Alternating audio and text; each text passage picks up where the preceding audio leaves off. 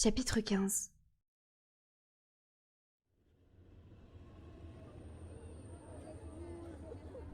Le train de 20h30, reliant la gare de Liverpool Street à Norwich, accueillait chaque jour une foule de gens à l'air lessivé, façon « Regardez-moi, chef, je suis resté plus tard que mon voisin », ou à l'air échevelé, façon « C'est peut-être le verre de trop après le boulot ». Le train s'ébranla dans un fracas métallique. Leur wagon était calme, à l'exception de 3 jeunes hommes quelques sièges plus loin, qui refaisaient un match de football. Ils avaient l'air de travailler dans la finance, et avaient apparemment plusieurs verres au compteur. Léo regarda autour de lui. Quasiment tous les autres passagers avaient les yeux rivés sur leur téléphone ou leur tablette. Il aperçut le reflet rouge de la bannière d'accueil du site de la BBC sur une vitre. Les informations. Ils regardent tous les informations. « Maman ?» murmura Grace. Toujours la même question. Celle qu'il lui avait posée encore et encore à tour de rôle durant le trajet dans le métro jusqu'à la gare. « De quoi avez-vous parlé avec papa ?»« Grace, s'il te plaît, arrête. Je t'ai déjà dit que je te raconterai tout une fois arrivé chez papy et mamie. »« Mais j'ai un devoir super important à rendre demain. »« J'appellerai le collège pour leur dire que tu es malade. Et maintenant, s'il te plaît, tais-toi. J'ai besoin de réfléchir. » Une tablette les séparait des sièges en face d'eux, où un vieil homme leva les yeux de son téléphone. « Vous quittez la ville, c'est ça ?» demanda-t-il à voix basse. Maman lui adressa un rapide sourire poli et hocha la tête. « À cause des nouvelles ?» ajouta-t-il doucement. « Les nouvelles ?» Léo ricana intérieurement de ce choix de vocabulaire. Plus personne ne voulait utiliser le mot épidémie ou virus. Personne n'avait envie d'être l'idiot qui panique pour rien, à part eux. « Oui, » répondit sa mère. « Une longueur d'avance sur les autres, hein ?» commenta-t-il d'un air approbateur. « Vous faites le bon choix. » Il tourna l'écran de son téléphone vers elle. « Je vais toujours voir les informations directement sur le site de Reuters. Et à les lire, ça semble bien plus grave que ce qu'on voit dans les médias. » « Mon père est très inquiet, » intervint Léo en se penchant vers lui. « C'est un accent américain que tu as là, mon garçon ?» demanda le vieil homme en inclinant la tête sur le côté. « Oui, mais je suis anglais. »« Son père est américain, » ajouta maman. « Il habite à New York. »« J'ai cru comprendre qu'ils refusent de prendre le moins de risques là-bas.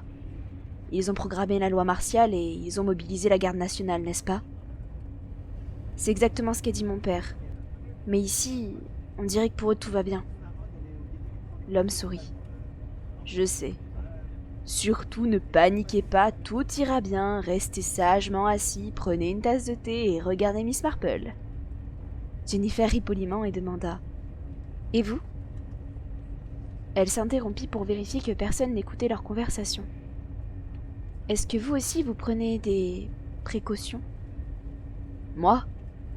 J'habite dans un petit village tranquille, j'ai de l'eau, des boîtes de conserve et le chauffage au gaz avec des bonbonnes de rechange. On parviendra à tenir quelques semaines si nécessaire. » Il tapota l'écran de son téléphone. « En attendant, il se pourrait bien que je prenne un congé maladie, demain. » Il adressa un clin d'œil à Léo. « Je préfère passer pour un vieux cinglé plutôt que d'être pris au dépourvu. »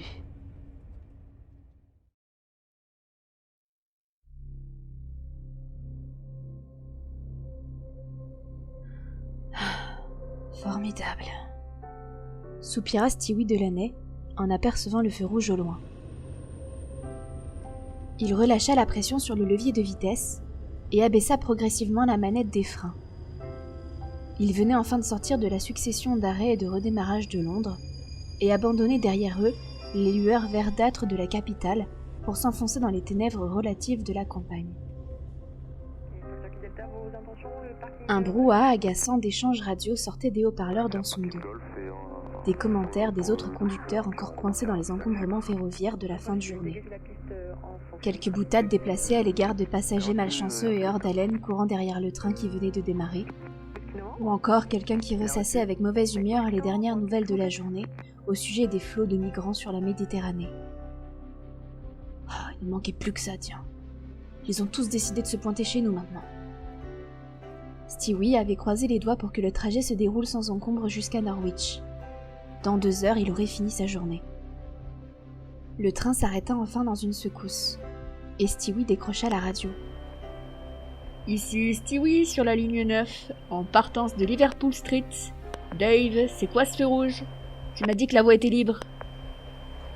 Le haut-parleur crépita derrière lui. Salut Stewie, désolé mec, je pensais que t'étais toujours à Minster. J'allais justement t'appeler. Pourquoi? Obstacle sur la voie. Où ça? Attends une seconde.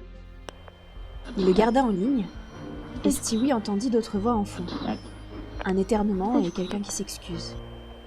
Bon, tu es au feu numéro 32, c'est ça? Ouais, c'est ça. Alors l'obstacle doit être juste devant toi. Devant lui, il y avait un pont. Stewie ferma les yeux et s'enfonça dans son siège. Oh, pitié, pas un suicide encore. Il en avait eu un l'année précédente. Il avait vu les restes sur la voie, puis il avait commis une erreur de se renseigner sur la femme qui était morte. Il avait découvert les événements qui l'avaient poussé à commettre un acte aussi insensé, aussi tragique. Il n'aurait pas dû. Il s'était retrouvé avec un nom et un visage en tête, assez pour le hanter encore pendant plusieurs années. Dave, je t'en prie, dis-moi que ce n'est pas un suicide. Relax, quelqu'un vient d'appeler pour nous prévenir. Apparemment c'est un animal. Stewie inspira rapidement. Dieu merci. On va pas devoir attendre trop longtemps? C'est ça la mauvaise nouvelle. J'ai appelé la maintenance et il va falloir plus d'1 heure avant d'envoyer quelqu'un. Merde. Stewie pianota quelques secondes sur son tableau de bord. Dave, c'est quoi comme animal? Une vache? Celui qui a appelé a dit que ça ressemblait à un chien ou un mouton peut-être. Ah bah dans ce cas-là, je vais le dégager moi-même. Stu, arrête là, tu sais déjà que t'as pas le droit. Ordre de syndicat, c'est les règles d'hygiène et de sécu. Stewie changea de canal radio. Mesdames, messieurs, ici votre conducteur. Veuillez nous excuser pour cet arrêt momentané. Nous sommes coincés à un feu rouge. Apparemment, il y a un animal sur les voies. On m'a informé que nous devrions repartir rapidement. Au diable les règles d'hygiène et de sécurité. Il détacha sa ceinture et ouvrit la porte de sa cabine pour descendre sur le gravier. Le père de Stewie était conducteur de train avant lui, à la grande époque de British Rail, avant la privation des chemins de fer. Il avait dû dégager lui-même de la voie des cadavres de chiens ou de chevreuils un nombre incalculable de fois, et il n'en était pas mort. Ces foutus empêcheurs de tourner en rond, avec leurs règles d'hygiène tous aussi ridicules les unes que les autres. Les phares du train illuminaient clairement les rails et les traversent sur une centaine de mètres. Son ombre, étirée devant lui comme un relief, Stewie emprunta la voie, le balastre criant sous ses bottes. Putain de règles d'hygiène. C'était à se demander comment on arrivait à faire quoi que ce soit de nos jours. Alors qu'il suffisait une petite dose de bon sens. Soit il pouvait rester planté là à attendre qu'on lui dépêche un employé qualifié pour débarrasser la voie, soit il pouvait se bouger les fesses et se débrouiller tout seul. Il l'apercevait déjà, la petite carcasse blanchâtre, peut-être un agneau ou un mouton. En tout cas suffisamment petit pour que Stewie puisse s'attraper par les pattes et le balancer sur le côté. Il franchit la distance qui le séparait de l'animal et s'accroupit pour l'examiner. Stewie fit une grimace de dégoût. On aurait dit que le précédent train lui avait passé dessus, et l'animal était complètement pulvérisé. De la vraie viande à kebab. Charmant, marmonna-t-il. Il tira sur les manches réfléchissantes pour couvrir ses mains, et agrippa l'animal par les membres inférieurs. Ces derniers se détachèrent instantanément de la carcasse avec un bruit de suçon, comme des pilons que l'on retire d'un poulet trop cuit au repas du dimanche. Berk. Il jeta les pattes dans un buisson d'ortie près de la voie. Du cadavre, on ne reconnaissait plus qu'une tête enfoncée comme un ballon dégonflé au milieu d'un amas de viande hachée et de fibres. Stewie se redressa. Bon, ça suffira. Dans cet état, la carcasse ne menaçait plus de faire dérailler le train. Il tourna les talons et repartit dans l'autre sens. 1 minute plus tard, il remonta dans sa cabine et raccrocha sa ceinture et prit le micro. Mesdames, messieurs, la voie est à présent dégagée. Nous attendons le feu vert pour redémarrer. Puis il changea de canal radio.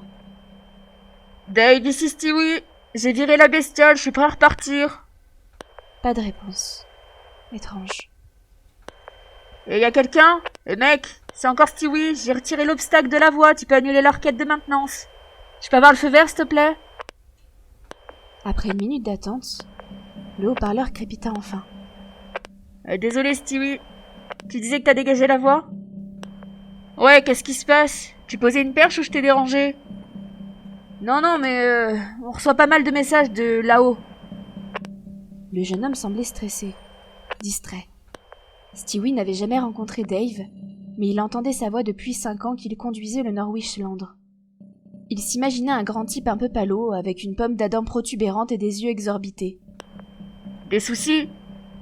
Je sais pas, il est question d'une attaque terroriste à Londres, je crois. Enfin, j'en sais pas plus. Les contrôleurs ferroviaires nous envoient des demandes contradictoires. Une attaque terroriste? Tu veux dire une bombe?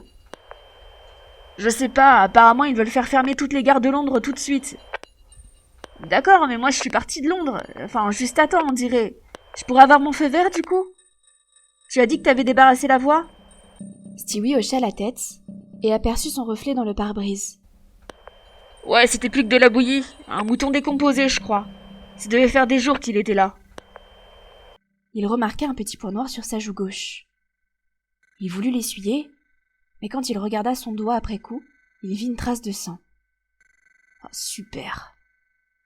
Il prit la serviette jetable qu'on lui avait donnée avec son café de Costa et se frotta vigoureusement la joue. Il regardait le papier une seconde, puis le jeta par la fenêtre. Dave, allez mec, appuie sur le bouton et laisse-moi repartir. Ouais, ça marche. Désolé, tu peux y aller, Stu. Feu vert. Rentre bien. On dirait que tu vas être un des derniers trains de Norwich ce soir. Devant le train, le feu de signalisation passa au vert. Merci mec, à lundi alors.